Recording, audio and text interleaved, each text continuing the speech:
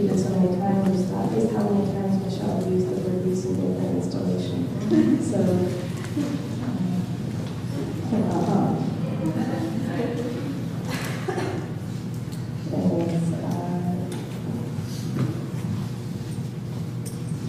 I'll read one more poem, but again, it's a long poem. I don't think it's as long as the first one, so it'll be okay.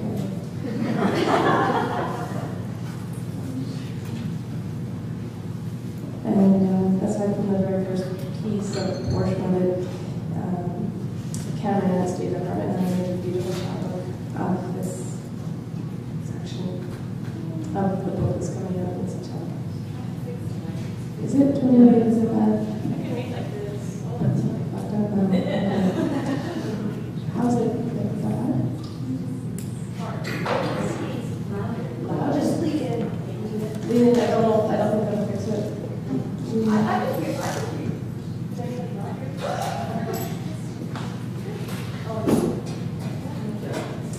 Christine's really good.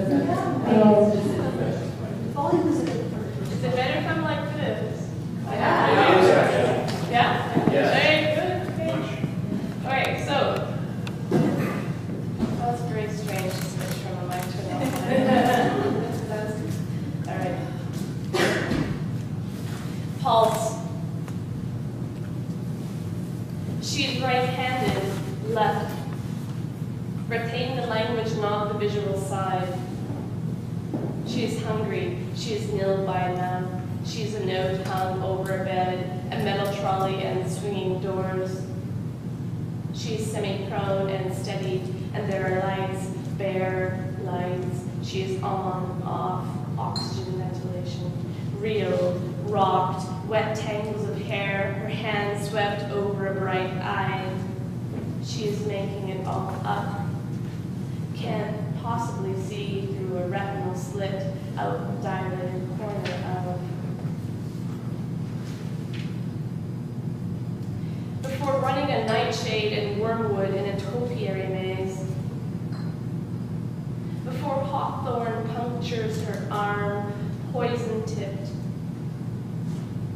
Before a peck of stones she handpicks or pockets, she is camphor doused and blinded by folds of wool, wet and held tight to her eyes.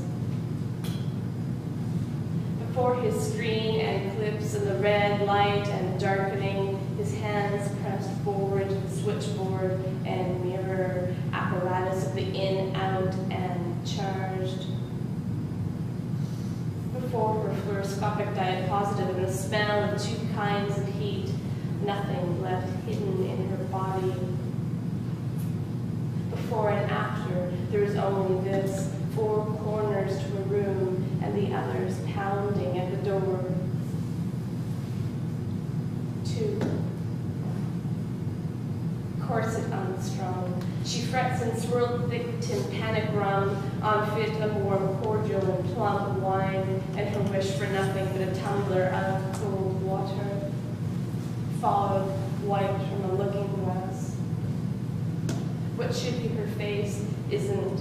Instead, an uninhabited hollow, her startling sidelong glance, silver-toothed and skin thinned by pale opiate. Her mirror-wrought fetch spins liminal, lose cryptic, forsakes her. 3. For all the corruption in her body, she is linen-wrapped and straight-jacked. Under his muslin tight sack, a salt stains her throat and curves bead from sternum and out leather strapped by a collarbone. Behind unpapered walls, she is held and suspended, not heavy and dragging or veiled by sulfur, but slight and swinging. Fully encased in this plaster cast, she is strung from above for a fortnight. Blood on her bitten lip, a liquid rain on a boarded window, her aberrant crack of light. 4. In a spun web or sarcophagus, silk or lithic stone, for 365 days or none, solaced by sun-slit sky. Saltpeter eyes open to shadow flickers, image flits, then forcefully shut after his white shine of knife. In a cocoon of luna moth or star shroud, she lies there or swings there in a hectic flush, tender-hooked and breathless, coughs, seethes. Her words tangle in gasped strength of speech, and a bell rings, and again his voice in the hall recedes. 5. A faint sheen at first, then hemorrhaging by half-spoonful, then by cup, until his hypodermic drips a circlet above her wrist. Clockwise he loves her. A mask pulled over mouth slips ether mist as she 10 counts back from the scent of him, discreet and chloroformic or miasmic, a dark vaporing through the crack under the surgically stainless door. Tremors of her pulse as she is laid out again, his hands pulling until she is lying along the length of it, and she is looking at a light, and nothing is happening above her. And yesterday was lamb's wool under her walking skirt, and wasn't it, or weren't they? And didn't she hold a piece of him when she came here, before she slipped listless and antiseptic? Almandine, obsidian with mother of pearl. Her hands clasped, unclasped. He leans in and untethers her lungs. 6. He palpates here and here and here. 7. Brings her laudanum on ice as she presses up against, as he sheet taps.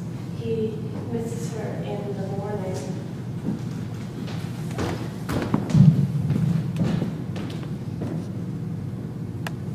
Oh, pleasure gardens of Battersea Park. Oh, perpetual Jones. Oh, Margate Fair. Oh, honey. Oh, Pigalle Club. Oh, Heart's Ease. Oh, Piccadilly Rooftop. Oh, syrup of violets. Oh, Oasis Cool. Oh, hysteric. Oh, great agenda. Oh, mana. Oh, petit ball. Oh, cyanide concoctions applied between layers of warm, moist cloth. 9. Twist her straight waistcoat at her wrist.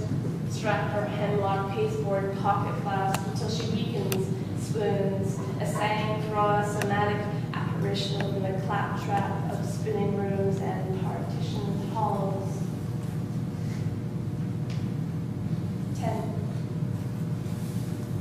Out of the ether with her arms bruised and in restraint, formalin billowing from the floor, back arched black and violet from her last arc of sleep, thorax cracked and ribs cut and her tongue flicked teeth, abacus pearls, eyes twitch,